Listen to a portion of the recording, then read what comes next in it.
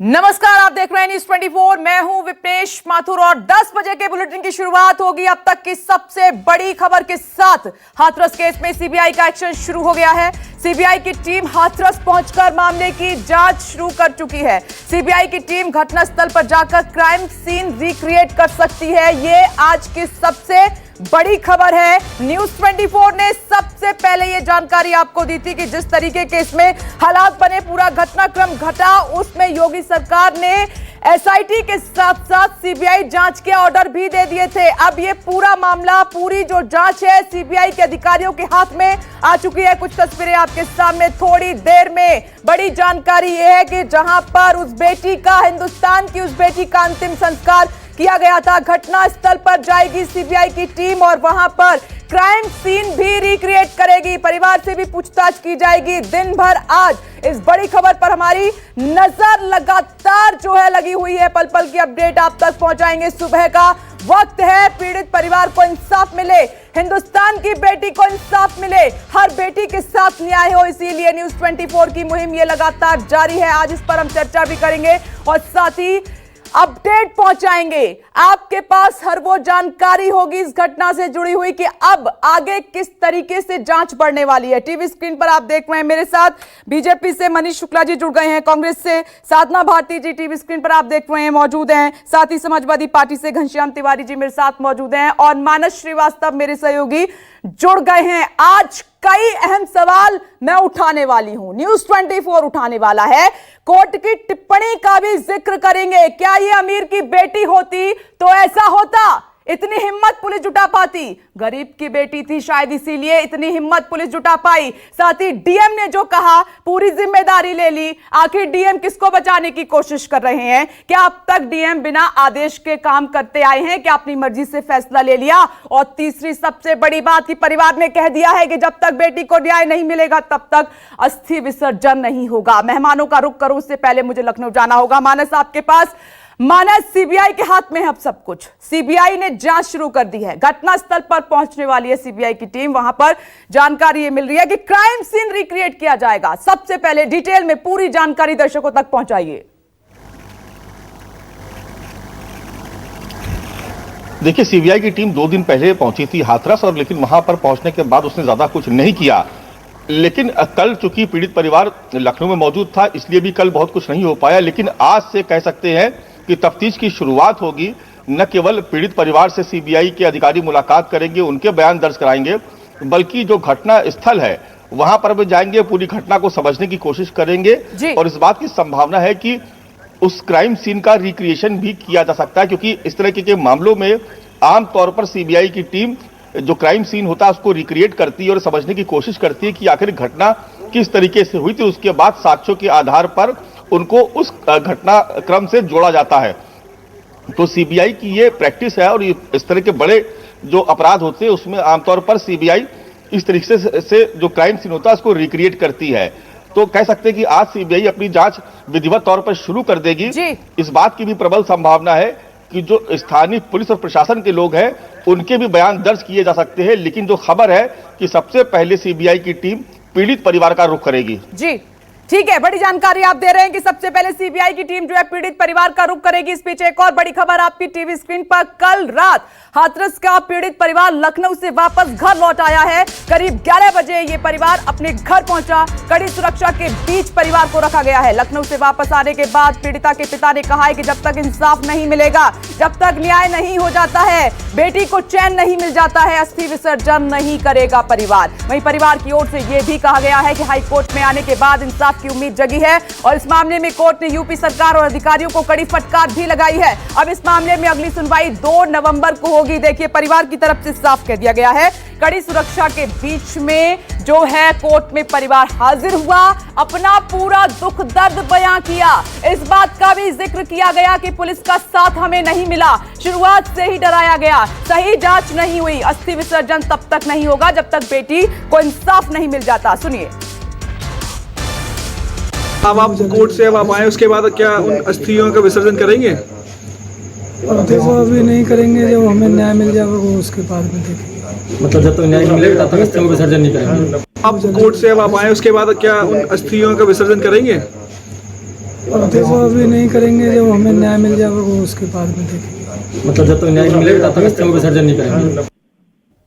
तो एक पिता को आप सुन रहे हैं, आंखों में आंसू हैं और दिल में लगातार दर्द है। साफ कह दिया है कुछ भी हो जाए, अंतिम संस्कार तो जबरन कर दिया, लेकिन अस्थि विसर्जन परिवार की मर्जी से होगा और तब होगा जब तक बेटी को इंसाफ नहीं मिल जाता, न्याय नहीं मिल जाता। कोर्ट की जो टिप्पणी है उसी से चर्चा की शुरुआत करते हैं और बिना देरी किए मनीष जी मैं आपके पास आ रही हूं। कोर्ट की टिप्पणी तो आपने सुन ली होगी बहुत ध्यान से। अमीर की बेटी होती तो क्या पुलिस इतनी हिम्मत कर पाती? गरीब की बेटी थी इसीलिए बिना मर्जी के अंतिम संस्कार कर दिया गया, पूछना भी जरूरी नहीं समझा। सर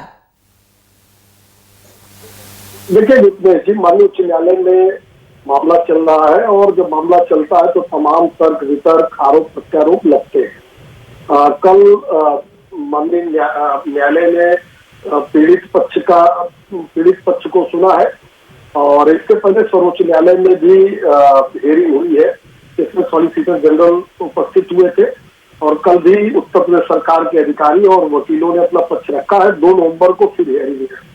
तो देखिए जो क्या टिप्पणी कोर्ट ने की और क्या जवाब दिया गया ये तो कोर्ट के का विषय है, लेकिन रात में अंतिम संस्कार 2 चीजें हैं।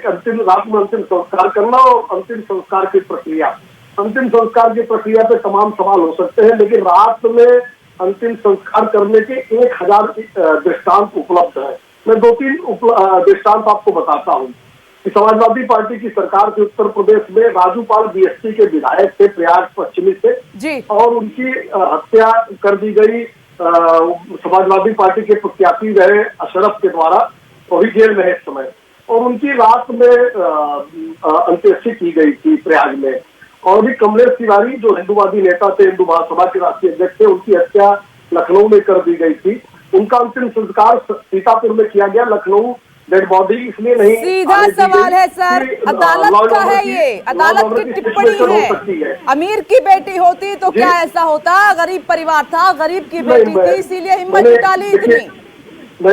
किसी और ने नहीं कही ये बात, देश की अदालत कह रही है ये बात। नहीं कर सकता विपणेश जी। देखिए मैं कोर्ट के किसी टिप्पणी पर मैं क्रॉस टिप्पणी नहीं करना चाहता, लेकिन अंतिम रात के समय में अंतिम संस्कार लॉ एंड ऑर्डर की दृष्टि से 1000 मैंने 2 गिराए, तीसरा जान लीजिए कि लखनऊ के अंदर 3 शिया मुसलमान जल के मर गए थे, दिल्ली एम्स में उनका इलाज हुआ और नहीं बचे।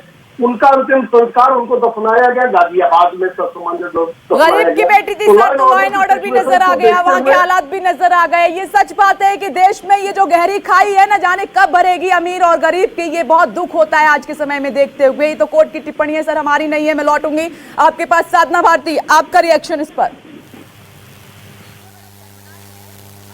भारतीय जनता पार्टी के प्रवक्ता एक बार फिर घटनाओं का तुलनात्मक विश्लेषण करते हुए दिखाई दे रहे हैं।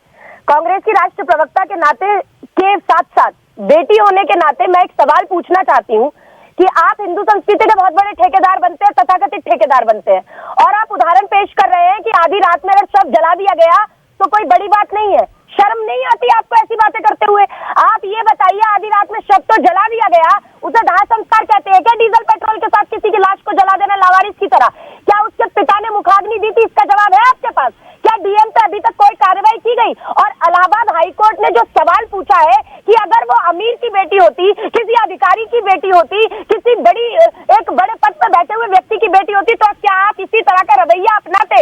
लगातार आप बलात्कारियों को बचाने का प्रयास कर रहे हैं, उनके आरोपियों के वकील बनकर सामने आ रहे हैं। और ये बात तो श्रीवास्तव जी ने, भाजपा के नेता ने कह दी कि मैं तो उनका केस लड़ने के लिए तैयार हूं आरोपियों का, और जो फांसी पर चढ़ाने की बात कर रहे हैं उन्हें 1 दिन के अंदर जेल भेजूंगा। क्या कार्रवाई करेंगे आप रंजीत? ठीक है, मनीष शुक्ला उंगली उठा रहे हैं सर, क्या कहना है आपका? शायद कोई काउंटर क्वेश्चन है उनके पास। बोलिए सर, बोलिए सर। विपणेश जी, मैंने कहा कि एक अंतिम संस्कार की प्रक्रिया और एक है रात में अंतिम संस्कार, इसका एग्जाम्पल दिया है। और मैं बताता हूँ अभी साधना जी को। साधना जी, मानस जी खड़े हुए हैं आपके विपणेश जी, मानस जी आपके रिपोर्टर लखनऊ में है।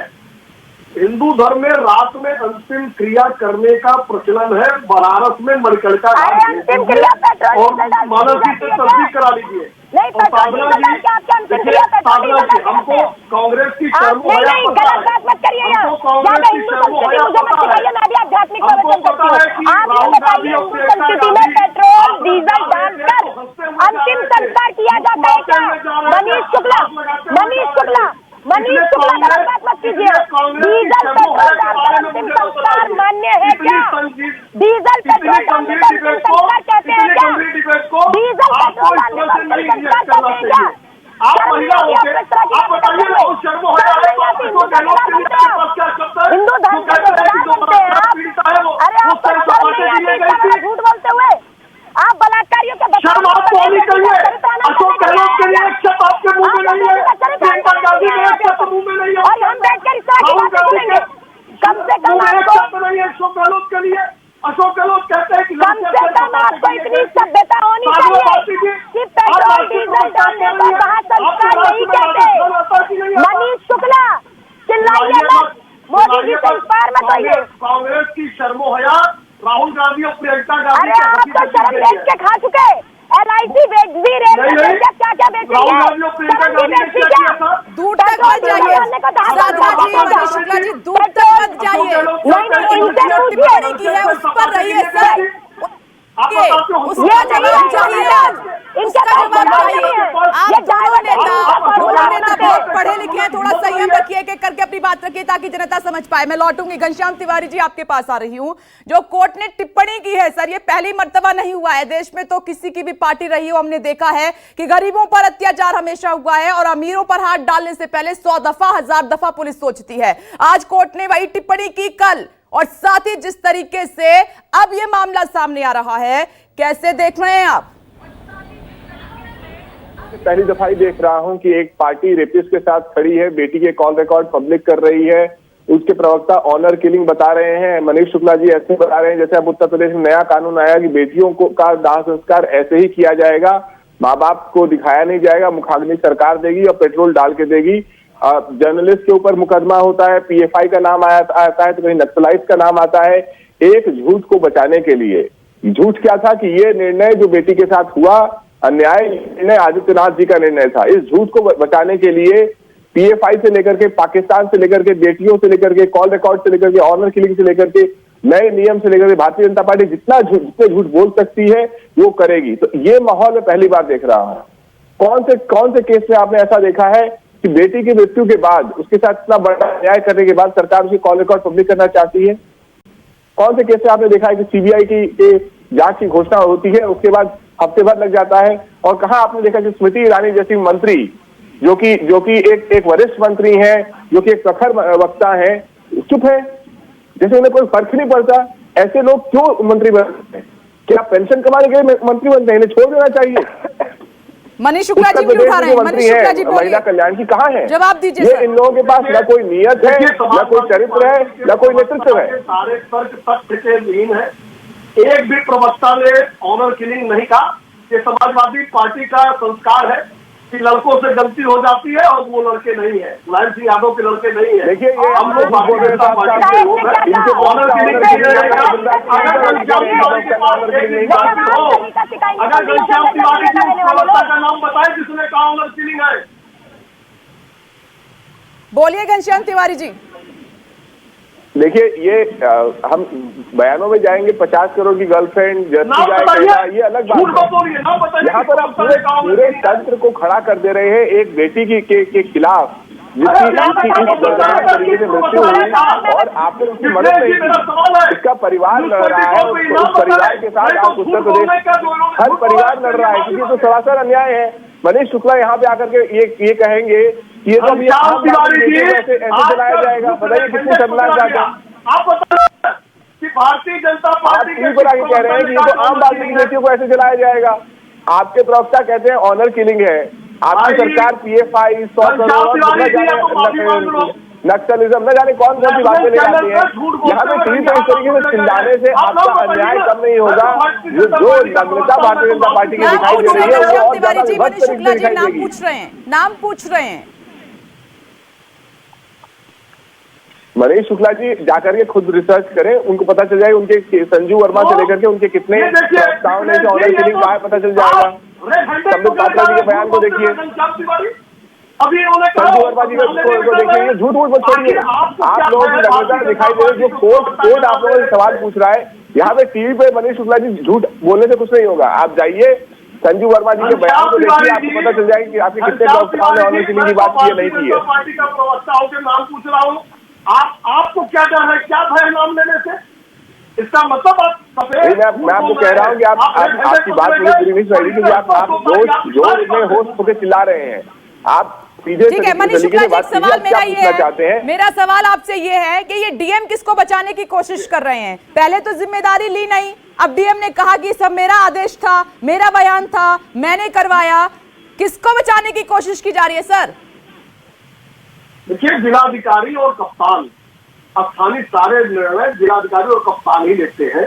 और डीएम ने जब माननीय उच्च न्यायालय के सामने कह दिया इस बात को, तो अब हम और आप क्या तर्क और वितर्क इस पे कर सकते हैं? क्योंकि डीएम ने जब माना है कि उन्होंने अपने स्वतः निर्णय लिया है, तो निश्चित रूप से अब इसके बाद न्यायालय के सामने माना है, कोई टीवी चैनल पर उन्होंने माना नहीं। अभी समाजवादी पार्टी के प्रवक्ता की तरह कि भाजपा के प्रवक्ता ने कहा ऑनर किलिंग, उसके बाद नाम पूछने में भाग करे हुए सफेद रेड हैंडेड पकड़े जाते हैं। ये लोग लगातार इसी तरह से पूरे प्रकरण में झूठ और झूठ के सिवा कुछ नहीं बोल रहे हैं। अभी एक मैडम थी, उनको शर्मो हया की बात कर रही थी। अशोक गहलोत कहते हैं कि लड़कियां सर सपाटे के लिए गई थी, बलात्कारी नाबालिग है, उस पर एक शब्द इनके मुंह से नहीं निकलता, वहां इनकी शर्मो हया खत्म हो जाती है। राहुल जी और प्रियंका गांधी हंसते हुए वापस जाते हैं। आखिर किस तरह की शर्मो हया और बेशर्मी की बात ये लोग करते हैं? ठीक है मैडम, थी नहीं है, अभी साधना भारती जी उंगली उठा रही है, बोलिए मैडम। डीएम ने कहा कि मेरी जिम्मेदारी थी, मेरा आदेश था, मेरे कहने पर सब कुछ हुआ। अब ये तो हर कोई जानता है कि डीएम खुद करते हैं काम या किसके कहने पर करते हैं, वो तो बात की बात है। जो भी इलाहाबाद कोर्ट ने जो सवाल किए वो तो बिल्कुल वाजिब सवाल है, लेकिन आज ये सवाल मैं इनसे बार बार पूछ रही थी। मनीष शुक्ला जी बीच में मत बोलिएगा, बौखलाइएगा मत। आप ये बताइए, आप हिंदू संस्कृति के ठेकेदार बनते हैं, आप ये कह रहे हैं दाह संस्कार हो जाता है, लेकिन मुझे ये फिर बीच में बोल रहे हैं। आप एक बेटी की आवाज मत दबाइए ना, मैं भी देश की बेटी हूँ, जरा शालीनता रखिए। आपके भाजपा के नेता बलिया के विधायक ये कहते हैं कि बेटियों को सलीका नहीं, साधना भारती जी दूर तक मत जाइएगा। आप तो सरकार पर सवाल उठा रही थी, डीएम ने तो पूरी जिम्मेदारी अपने कंधों पर ले ली कि ये मेरा आदेश था। आप तो सीधे सरकार को टारगेट कर रही थी। शुरू से झूठ बोल रहा है डीएम, तो शुरू से झूठ बोल रहा है डीएम ने, तो आधी रात में सब जला दिया। ठीक है, छोटा रिएक्शन घनश्याम तिवारी जी, उसके बाद मुझे लखनऊ जाना होगा। अपनी एक बात रख दीजिए सर, वक्त की कमी है, जल्दी से आपका रिएक्शन सर। अरे देखिए ये मुख्यमंत्री दोषी हैं, ये तो साफ दिखाई दे रहा है। अगर डीएम जिम्मेदारी ले रहा है तो पुलिस वालों को मुख्यमंत्री ने क्यों सस्पेंड किया? ये मुख्यमंत्री डीएम के माध्यम से जिन्होंने जो अन्याय किया है, अब अपनी कुर्सी बचाने के लिए पीएफआई को दोष देंगे, ईडी आएगा, 100 करोड़ की बात करेगा, नक्सलिज्म की बात होगी, सिर्फ इसलिए कि आदित्यनाथ रंगे हाथों पकड़े गए हैं, ये बेटी जलाओ पार्टी रंगे हाथों पकड़ी गई है, इसीलिए कोर्ट में डीएम झूठ बोल रहा है। चलिए ठीक है, आप कह रहे हैं कि डीएम ने कोर्ट में भी झूठ बोला है, जैसे वो अब तक इस मामले में झूठ बोलते हुए आए हैं। मैं आपके पास आ रही हूं मानस। ठीक है, डीएम देखिए शुरुआत से लेकर अब तक इस पूरे मामले में जो है घिरे रहे हैं, कोई एक्शन नहीं हुआ। कोर्ट में जाकर बोल दिया कि ये मेरी जिम्मेदारी थी, सब मेरे कहने पर हुआ है।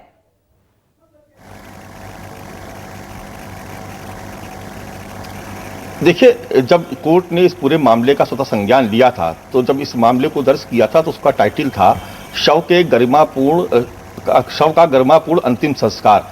और कल की जो पूरी बहस थी वो लगभग इसी पे ही केंद्रित थी, और कोर्ट का रुख भी बहुत सख्त नजर आया। और वहां पर पीड़ित परिवार ने कहा कि उनको शव देखने को भी नहीं दिया गया, शव उनकी बिना अनुमति के जला दिया गया।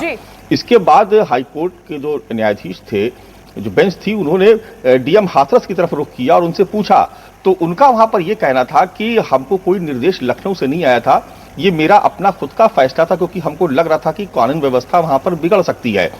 लेकिन शव को रात में क्यों जला दिया, इसको लेकर के कोई भी ठोस जवाब, कोई ऐसा सेटिस्फैक्टरी आंसर नहीं दे सके कोर्ट के सामने, इसलिए कोर्ट के तेवर तल्ख हुए। बार बार ठीक डीएम है ही मानस, कहते अब रहे तक तो हमने कि केस में उनको ऐसा देखा है लगा बिना ऑर्डर के कि तो सभी कुछ लोग होता तैयार नहीं, हैं, क्योंकि डीएम भी हिलते नहीं। अब यहाँ पे डीएम किसको बचाने की कोशिश कर रहे हैं, इस तरीके के बयान दे रहे हैं। पहले कुछ और बोला अदालत में, अब कुछ और बोल दिया है, इसका क्या मतलब है, ये जानने की लगातार कोशिश की जा रही है। बहुत बहुत शुक्रिया मानस आपका, और आप तमाम मेहमानों को भी बहुत बहुत शुक्रिया इस चर्चा में शामिल होने के लिए। लेकिन एक सवाल अब भी है, पीड़ित परिवार को न्याय का इंतजार है। जब तक बेटी के साथ इंसाफ नहीं हो जाता तब तक अस्थि विसर्जन नहीं होगा, और न्यूज़ 24 की भी मुहिम लगातार जारी रहेगी जब तक देश की हर बेटी के साथ न्याय नहीं हो जाता। इस चर्चा में इतना ही। और नमस्कार, मैं हूं मानक गुप्ता। अगर आपको हमारा ये वीडियो पसंद आया हो तो इसे लाइक और शेयर जरूर करें, और हां, हमें सब्सक्राइब और फॉलो करना ना भूलें ताकि आप देश और दुनिया की कोई खबर मिस ना करें। तो जुड़े रहिए हमारे साथ और देखते रहिए न्यूज़ 24।